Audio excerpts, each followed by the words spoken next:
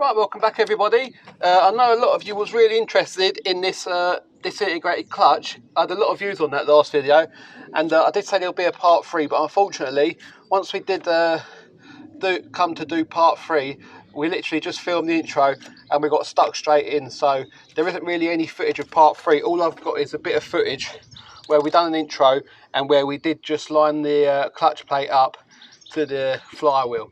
So I will include that in a minute just after this, but I say by the time we got the part, I got back here and it was about 2 o'clock in the afternoon, and it was actually my birthday that day, and Stacey and my mum and all that, they had actually organised a little bit of a birthday tea, so we actually just got cracking straight on with it. And I say, once we did get the clutch plate into the vehicle, it was literally just a matter of what you did see in part 2, where we unbolted everything. It was just a reversal. So the main bit we needed to see was putting how we aligned the clutch plate up into the DMF and getting the bell housing back. So I'll just put that little bit of clip in now. Right, welcome back everybody. This is part 3 of the full Mondeo. I've been and purchased a new clutch kit, and it come with what's that slave? What's it called? Concentric slave cylinder. We've got the new pressure plate and the new clutch plate. We've just checked the DMF on there. The DMF seems to be fine. If that would have gone, it would have been another 300 quid. 300 quid on top. So we've put the slave cylinder in now. We cleaned the bell housing out. That's already in. We haven't got a clutch aligning tool, so I've had to make something out of a bit of a 21mm plastic pipe. And what's the bell housing side? Hold on. They normally say flywheel side. So that goes to the flywheel that way round. So I've made this little tool out of a bit of 20mm plastic pipe where we can put that in there like that. I've just had to bring the sides of the tape up, the sides of the pipe up with some insulating tape, and I've had to whittle that down a bit on my belt sander so that sits flushly inside the actual flywheel itself. So we're going to put this in there. Like this, folks, so he's under the car now. He's just going to align that clutch plate up now. It's all been deep cleaned with a clutch and brake cleaner. So that goes into there like that. Pushes into that hole, I'll find it. There we go. There we go. See, that sits in there like that. The holes.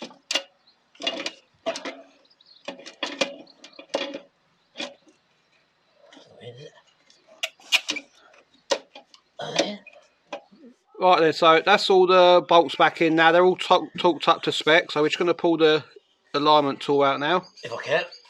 There we go. There we go. That should be nice and central now. There we go. For us to get the splines in from the gearbox shaft, which I've greased up, by the way. Right. Okay. That's that for now. Right then, so as you see, that is all I managed to get on that bit of the part 3 footage. So we'll take you for a little ride in the car. The car has actually done maybe about 100 miles with this new clutch in, and it's been faultless. It's been fantastic. A lot of people were saying in the comments, you should change the DMF. Well, as we did say in the previous video, we did actually check it. It all looked fine.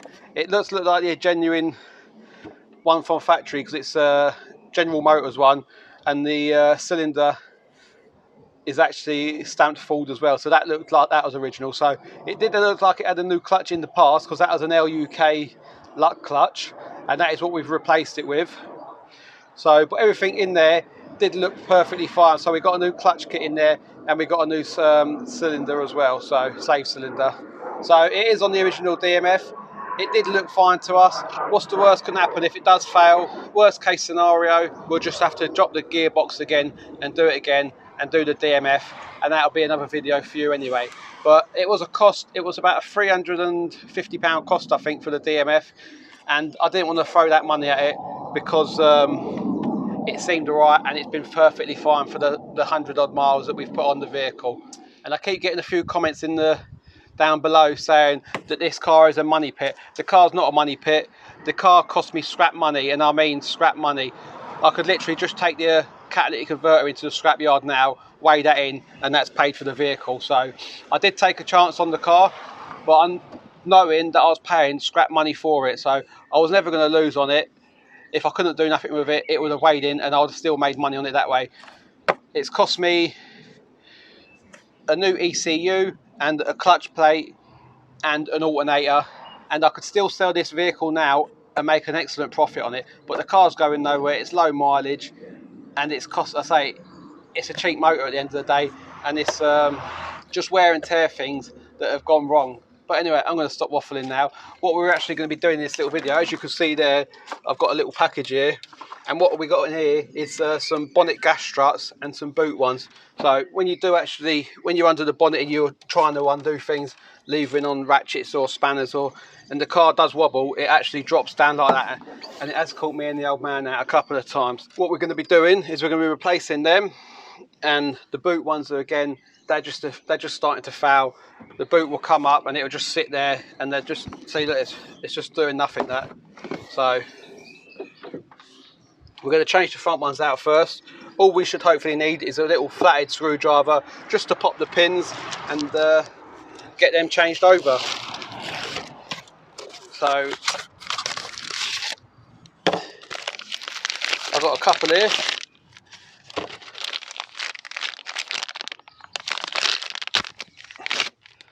So that's them there. That's one of the front ones. So how these work, they have a little clip there. You just get your little screwdriver in there,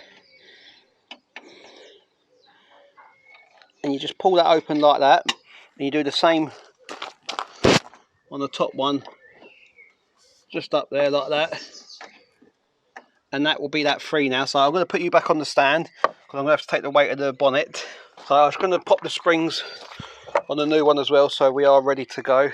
Right, so just bearing in mind which way they go up.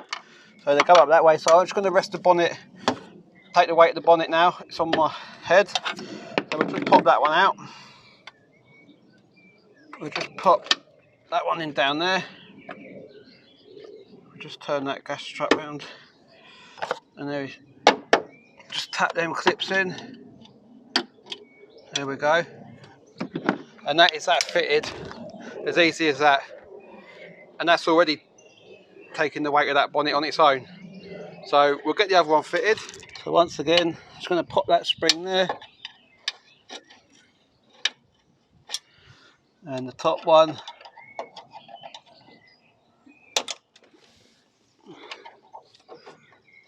There we go. Take the weight of that, that just falls off. So we get that one in there. That's in, just turn it around that way. And there we go. So if we move this rubbish out of here now, so hopefully, there we go. That's got some good spring on that now. There we go. That's fantastic. That's not going to drop on our heads again. So that is that done.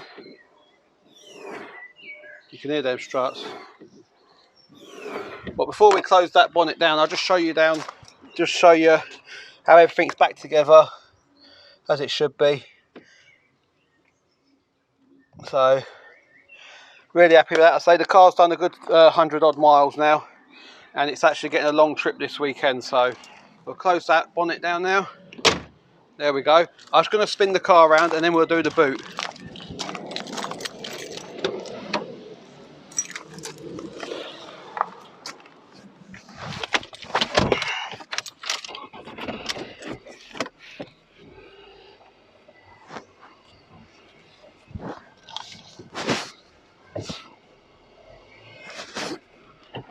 It does drive really nice, this car. Engine's lovely and quiet on it. Just to bear with me on the seatbelt noise there. Home we come. Again, just whack that there. And again, these rear gas struts are exactly the same as they are under the bonnet. These ones ain't as bad as the bonnet, but they just get stuck midway. So I've got old Stacey's junk in here, so we can use that as a little table.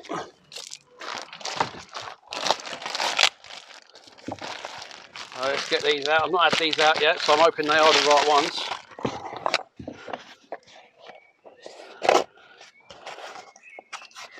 This is the same company I used for when I've done the Mondeo, the ST220. So, and them gas struts are still good on them, so I know they're alright. One there. and one there, so we'll have that one out. I mean, these really are a simple job to do, these gas struts. And all you need is a little screwdriver, terminal screwdriver. And again, just remember which way your gas strut comes out. So, see that, bloody heavy that boot now. Get that one in, close that pin off.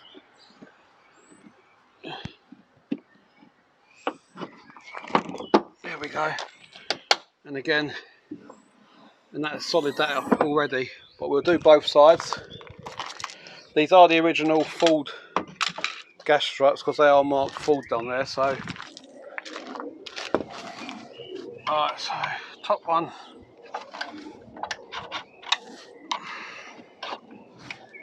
Out. Bottom one. Out. Take the weight of the boot. Again, out you come. Get the bottom one in. One in.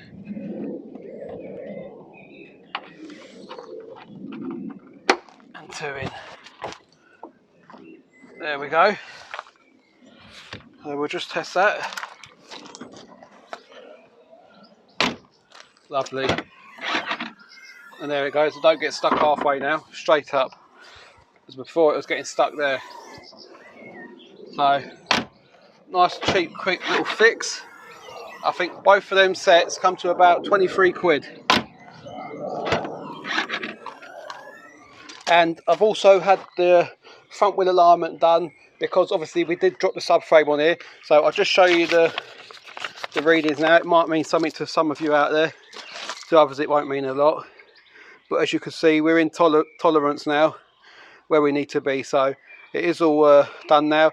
That's something we didn't have at all for doing the wheel alignment. So that did have to get sourced out to a garage. And that was about £35. So what we'll do now is we'll take you for a quick little run up the road in it, just to show you that we're getting all gears, no problems on there. And we'll call that a wrap for this little video. So let's jump in now, take it up the road and see what it's like. It's going alright. We've got Soppy in the car. I'm doing a film camera holding. I'm filming. I brought him out in it because I let him do a bit of work on it, see? I'm doing my own videos. Oh yeah. It feels alright, doesn't it? What you done to it? Well, I've had a new clutch in it. Who's done the clutch for you? I've done it. Unbelievable. Yeah? Well, it looks like that the woman who had it for the last 14 years, who was about 84 years old, Yeah.